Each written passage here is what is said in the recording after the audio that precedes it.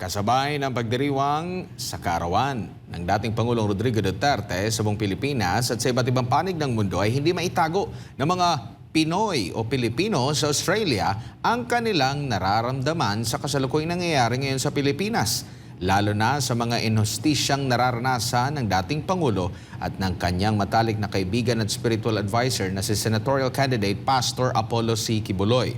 Pero sa kabila nito ay patuloy pa rin ang kanilang suporta at pagmamahal sa dalawang taong nagbigay sa kanila ng inspirasyon. Narito ang balita ni Flor Siles Rey. Hindi nagpahuli ang Filipino community dito sa Canberra para sa malawakang pagdiriwang ng ika-80 kaarawan ni Pangulong Rodrigo Duterte.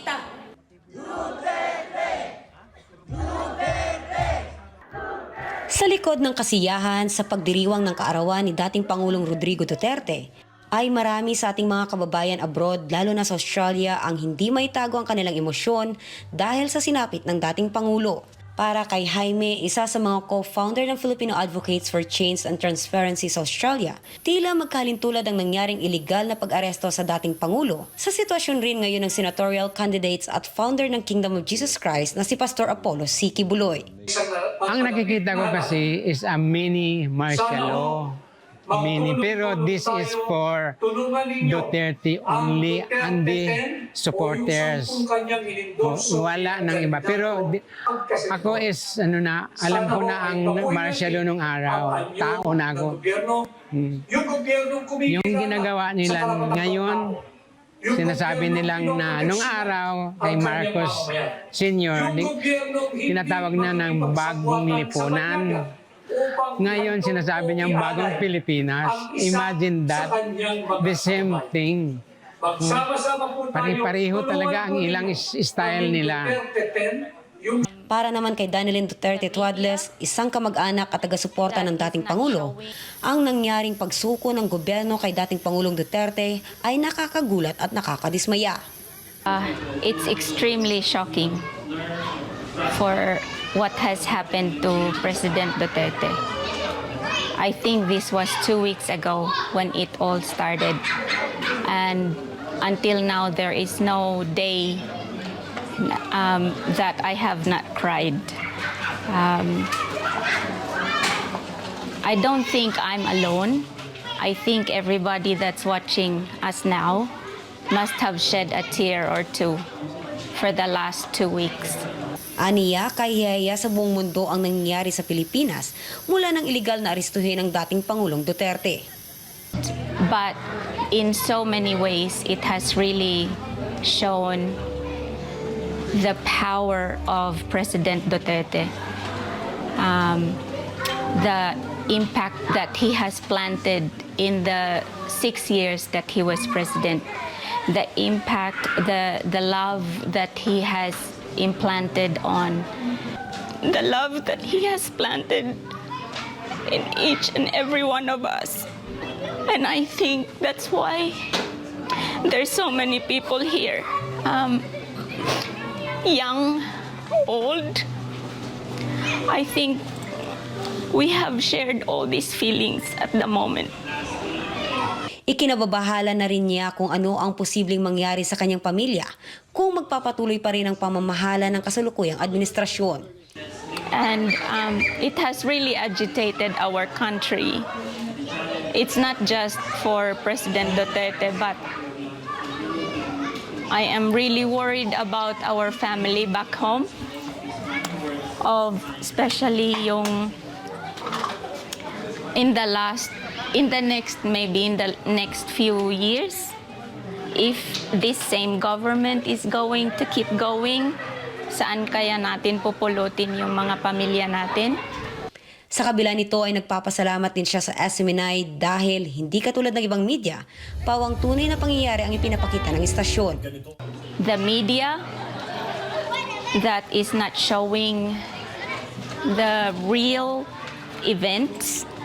And I am very grateful to you guys here today because it's really showing the whole world what is really true and what is really happening here in the grassroots.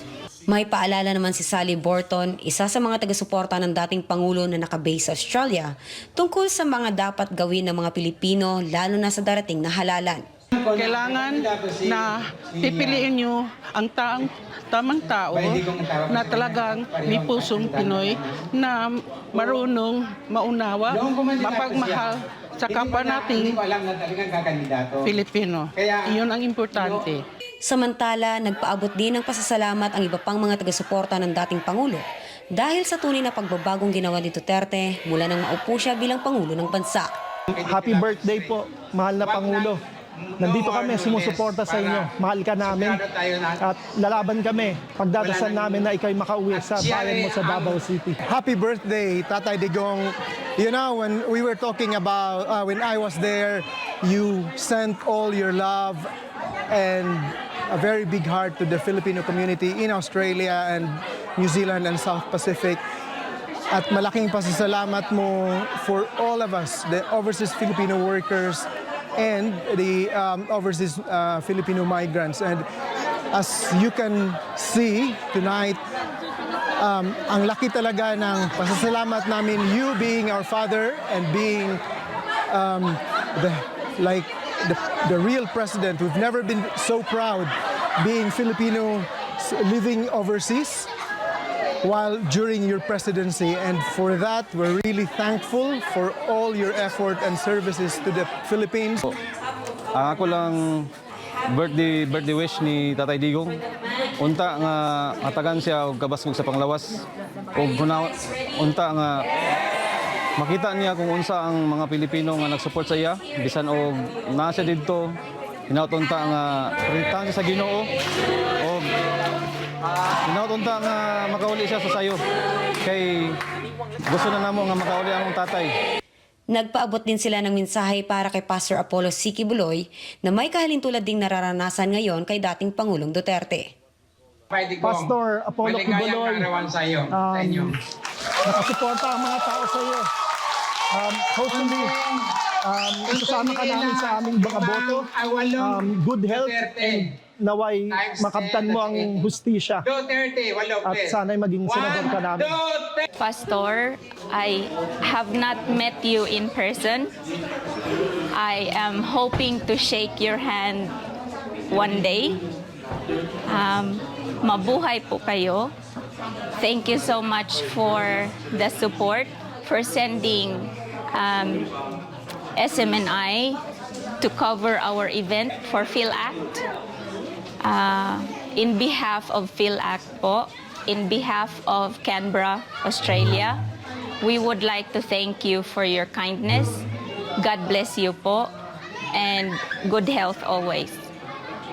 Kasama sa pagdiriwang ng ating mga kababayan ay ang nag-iisang hiling na mapabuti ang lagay ni Pangulong Duterte at makabalik sa ating bansa. Mula dito sa Canberra, ito si Flor Celeste Ray, nag-uulat, SMNI News, Australia.